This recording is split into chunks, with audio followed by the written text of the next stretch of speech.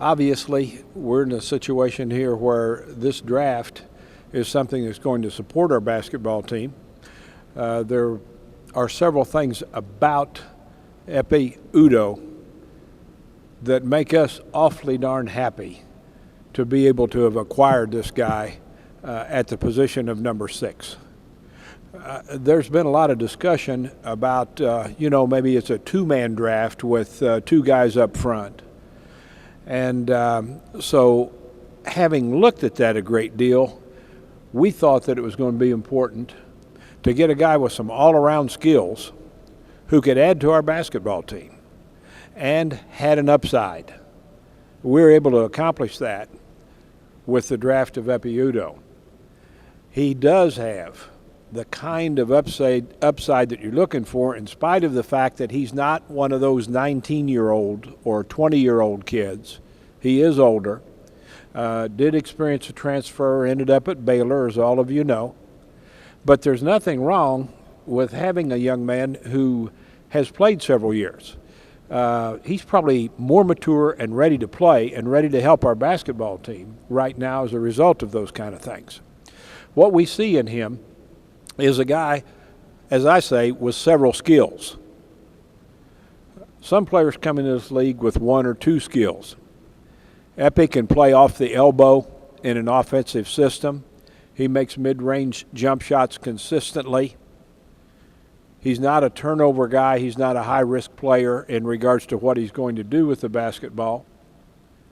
And he also can offensive rebound. Now, it goes beyond that because he plays at the defensive end of the floor, which is something that's going to be quite helpful to us. And when you speak of defense, they did play a lot of zone defense at Baylor. But the thing that was very impressive in his behalf, he covered a lot of zone in that situation. He's a very good help side defender.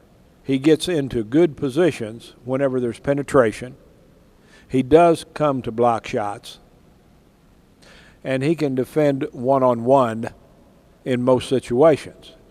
Now, he's taking a step from college basketball into the NBA, and there are a lot of guys that play on the low block that are pretty darn strong that nobody can guard.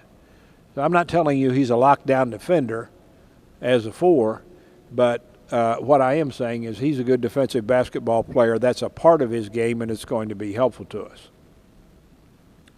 I think it does put us in a position where we have a lot of athleticism around the basket, and it may mean that we're in a position where we're going to play several minutes without a true center because we do have all that length with Brandon Wright,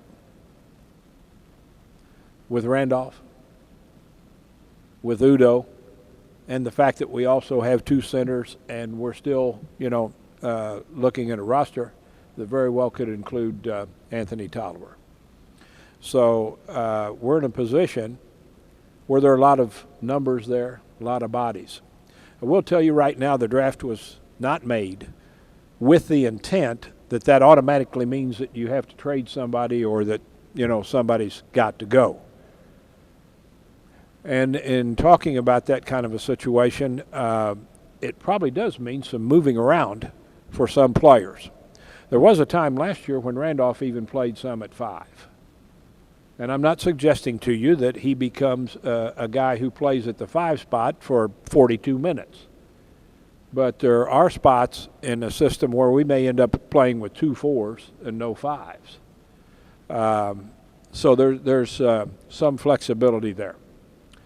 As you look at our roster, then some of you may well ask, well, okay, why didn't you take a 3? And the situation is simply this. I've gone on record with all of you, and I believe it, that you stockpile talent whenever possible. You take the best player. There's nothing against the guys who play the 3 spot that might have been behind us in the draft. The only consideration that I really looked at is, was there anybody there that was close enough in talent level to be considered, and came up with the answer that no, we need to go in this direction. You're going to like Ekpe. You're going to find him a pleasant young man, but you're also going to find him a good basketball player. I'm sure that he'll get a chance to be in here. We're hopeful that Raymond will be telling you when he'll be here. You'll get a chance to meet him and then get a chance to know him quite well. Having said that, I'm sure there's some questions, so fire away.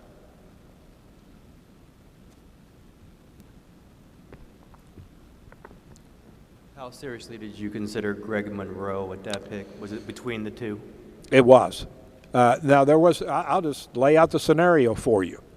Had DeMarcus Cousins slipped to number 6, he was a guy that we were on to pretty heavily, likely would have taken him, to be quite candid, because I've spoken to all of you and to the people in this area and to our franchise people that we need a guy with some strength and some beef around the basket, and, I would have looked at that.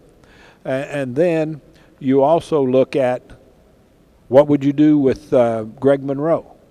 And so we were in a position where those 3 guys were on our board. We would have considered Cousins, of course. Didn't happen. He was picked before us.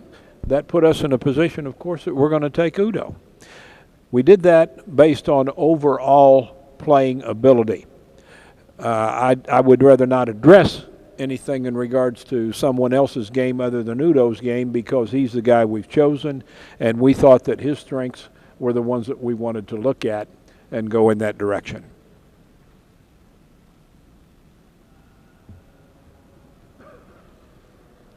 How close, or if at all, did you come to maybe trading down or trading up in this draft? There was a significant amount of discussion about going in either direction with no result in anything that was good enough to do so. If I would have had a situation where I had taken 6 and traded backwards, I would have had to have a good player in order to do that, and there was not a good player that we could get our hands on in order to make some kind of a move to go backwards.